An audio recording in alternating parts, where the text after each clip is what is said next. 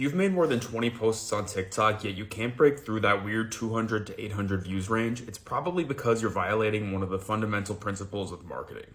And if you hit this one right, you probably never need to pick a niche again, and you could still be wildly successful on here, big numbers, and feel like yourself doing this. And the rule is to never be general. One of the biggest mistakes people make is that they try to talk to everyone, cast this massively big net. The more people I appeal to, the more people I reach. But honestly, that couldn't be further from the truth. You see, the TikTok algorithm is extremely good at distributing your content to the perfect person who needs it and wants it in that moment, if and only if it knows who to send your content to. When your content is general and it doesn't really stand for anything, even if you produced your video, you got ready, you thought everything out, none of that matters. It doesn't even have a chance because it's not being sent to the right person, i.e. your ideal audience. So do this thing on your next 5 videos and you will see a difference in your views, engagement, and hopefully even sales.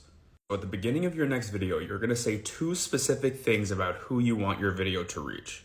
For example, instead of saying 3 fitness tips, you would specify and add in those 2 points of context.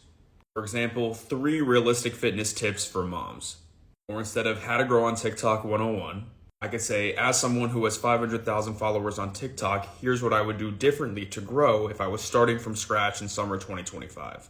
So in the first example, we have realistic ways for moms. In the second example, I mentioned my credibility and even add in a date, summer 2025.